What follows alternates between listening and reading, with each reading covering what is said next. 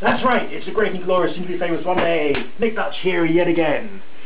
Am I going to be famous one day? I have no idea, that's just called an introduction. Anyway, here I am.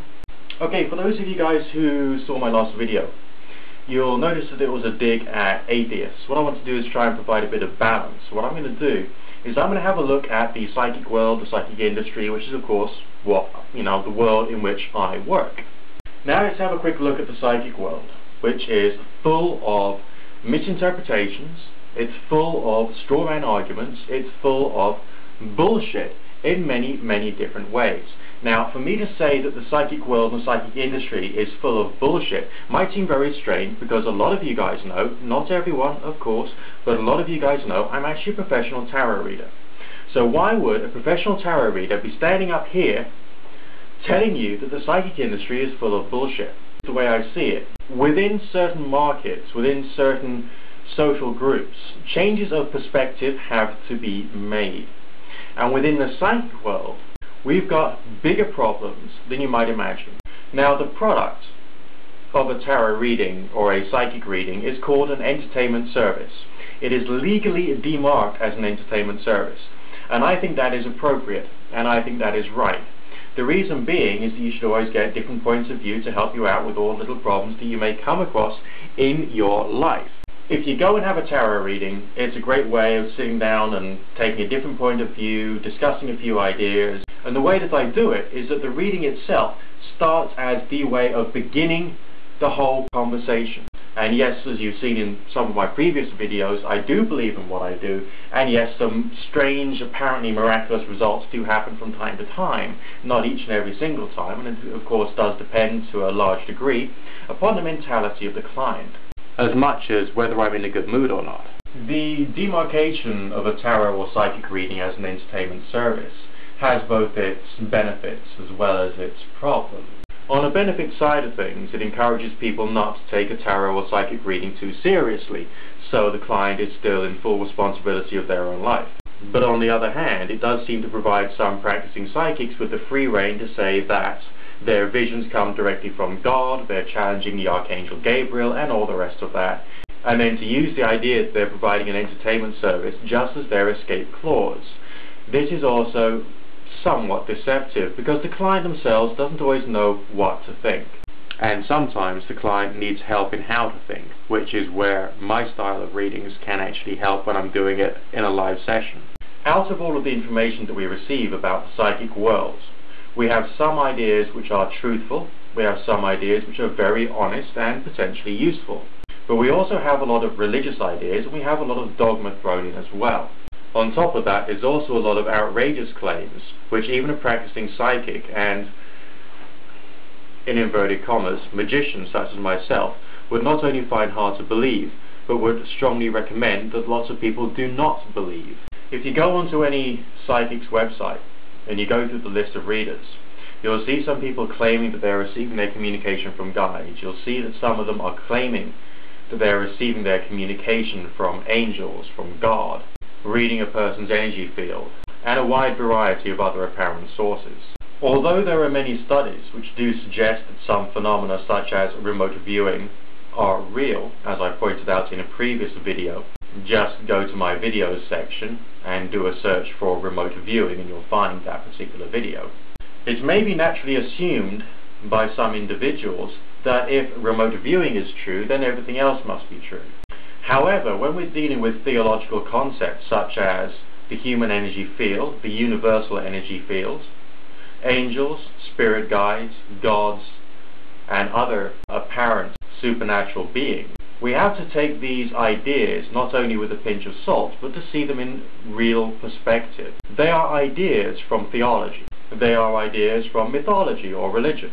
But we cannot necessarily say they have any real existence. From my own personal experience, I know that under some strange circumstances it does appear that there is another presence in the room with me which is trying to communicate with me, and I do have amazing experiences which demonstrate that these apparent entities may actually exist, but we have no real hard and fast way of proving that empirically. But the results from remote viewing were proven empirically. But this is one point in which we've got to start using our analysis in a much more profound way. There are two kinds of gross intellectual fraud which seem to happen within the New Age world. On one side of things you've got the skeptics, and on the other side of things you've got the psychics. The skeptics seem to demand unreasonably high levels of proof, and the psychics seem to demand unreasonably low levels of proof of what they're both talking about. If you refer back to my video on remote viewing, you will notice that I have demonstrated, through quoting a skeptic, that remote viewing has been proven by the standards of science. But that skeptic also went contrary to his assessments when he demanded an even higher standard of proof than those of the natural sciences. This suggests to me that the skeptics are unreasonably biased. But what about on the other side of things, when we've got the psychics claiming that they are receiving their communication straight from the Archangel Gabriel? That is also intellectual fraud, as an unreasonably low level of proof is required for this. And it also sells the psychic to be a damn sight better and superior than they are. Also, results can be misinterpreted. Results can be discredited, despite the fact that the results are real. This can happen from the skeptics to the psychics, and from psychics to other psychics. Okay, let me explain why psychics are committing intellectual fraud against themselves. If you take one psychic who believes in spirit guides, and you take one psychic who believes in the Akashic records, and you explain to them one particular phenomenon, they will both suggest it comes from two separate causes, and what they will do is ignore the fact that there might be certain factors of a physical nature that one could put into effect in order to get the results, such as inducing specific varieties of brainwave frequency, sleep deprivation, and a wide variety of other cognitive and neurological changes.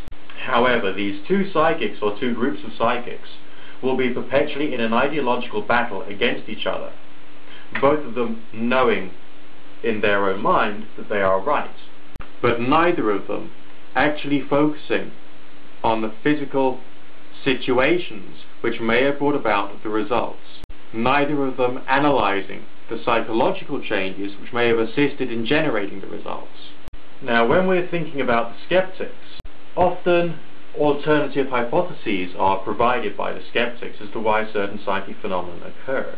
And yes, often the solution provided by the skeptics could provide the same results. However, just because one particular cause can create a result doesn't mean to say that the other cause cannot create the results. It would be a misrepresentation to say so.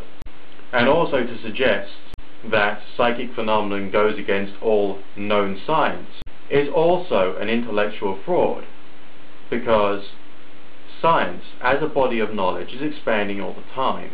So the real problem, the way that I see it, is not who is right and who's wrong, but it's the dogmas which these groups of people, be it the two groups of psychics, or the psychics versus the skeptics and the skeptics versus the psychics, which prevents us from getting closer to the truth.